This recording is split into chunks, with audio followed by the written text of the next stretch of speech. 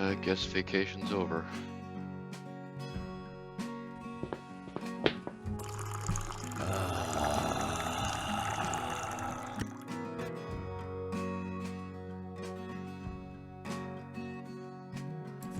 Let's see, what do I want to wear today?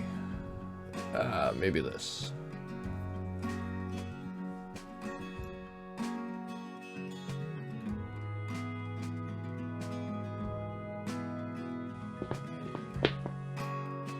Time to go. Welcome to Season 2 of Questing with HDOS. This video brings you the first view in the series of the publicly released performance update to the client. That's right, the client has had a massive engine upgrade to provide true unlocked frame rates up to 500 FPS. They have added multi-threading and a bunch of other behind-the-scenes upgrades that all come together to create a much smoother animations and a much more responsive gaming experience.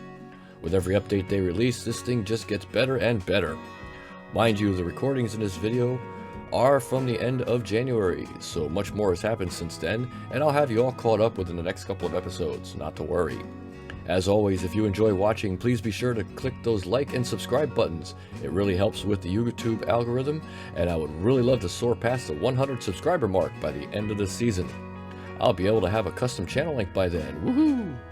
Make sure you have notifications on as well so you don't miss out on new content. Without further ado, let's get started.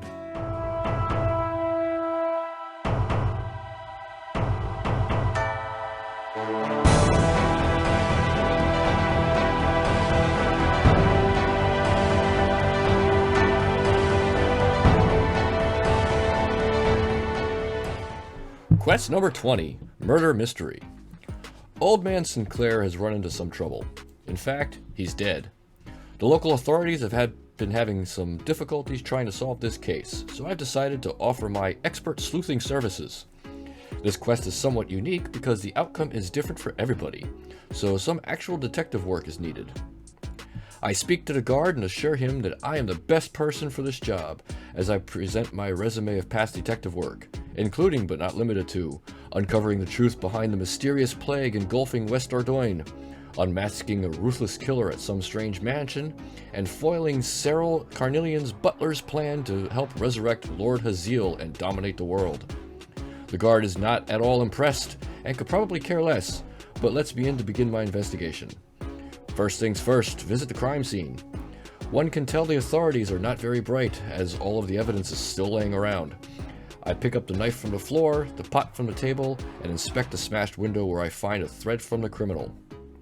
Further investigation shows that this crime is an inside job. How do I know this? Easy, the dog outside.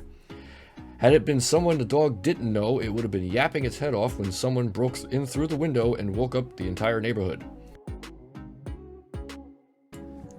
So, armed with this information, let's meet the suspects. Anna Sinclair loves sewing and gardening. Once had a relationship with the gardener, but broke up with him and tried to have him fired by killing all of the flowers in the garden. Bob Sinclair suffers from a severe tea addiction and has been known to pawn silverware and spend his entire allowance in order to support it. Carol Sinclair got conned out of a lot of money buying a box full of magical beans from a traveling salesman. It's been rumored she's taken some rare books from the library to sell in order to cover her debts. David Sinclair. He has anger management issues. The servants are afraid to report him to his father as it would get him kicked out of the house and fuel his anger even more. Elizabeth Sinclair. It's been said she suffers from kleptomania and stole her father's silver needle. Frank Sinclair. A chronic gambler and has been known to steal and sell some of his father's rare paintings in order to cover his debts. First things first, we need to go to each of their rooms and find something belonging to each of them. We grab Bob's silver cup, Anna's silver necklace, Carol's silver bottle, David's silver book, Frank's silver pot, and Elizabeth's silver needle. Now we need to gather some fingerprints. The gardener's shed on the side conveniently has flypaper just laying around. I need 7 of those. Next, onto the kitchen to fill up my pot with flour and coat the knife with it. If I use a flypaper on the knife, I get a fingerprint of the suspect. After that, I need to do the same for all 6 silver items. Once I have all 6 fingerprints, I can compare each one to the suspect's print, and voila, the print is a match to Frank's silver pot. I am going to hold on to this necklace because I can keep it after the quest by dropping it just before finishing. It serves absolutely no purpose other than saying I have it. Now that we have our primary suspect, it's time to gather some more information. We head outside to talk to the town gossip, who just happens to be hanging out in front of the mansion. We ask him who he thinks may be responsible for the murder, and he agrees that it must be an inside job because of the dog. He also informs us that he's heard that the poison salesman, who hangs out at the Sears pub, recently made a large sale with someone inside the mansion. So it's time to go question that guy. Now, the poison salesman proceeds to say how he managed to sell poison to each of the Sinclair children. In fact, they bought out his supply. Well, that puts a slight kink into my investigation, but no matter. After I kindly tell him I have no need for any poison when he asks to put my name on a waiting list, I head back to the mansion to figure out my next steps. Back at the mansion, I confront Frank about what he needed the poison for. After he tries to sell me some because he's strapped for cash, he states that he used some to clean the family crest outside. His next statement is wondering if he could actually sell the crest now that it's clean. I completely ignore his final question and proceed outside to investigate the crest, to see if he actually cleaned it like he said.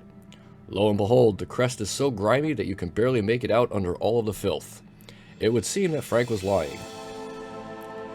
Armed with all my evidence, I head over to talk to the guard and report my findings.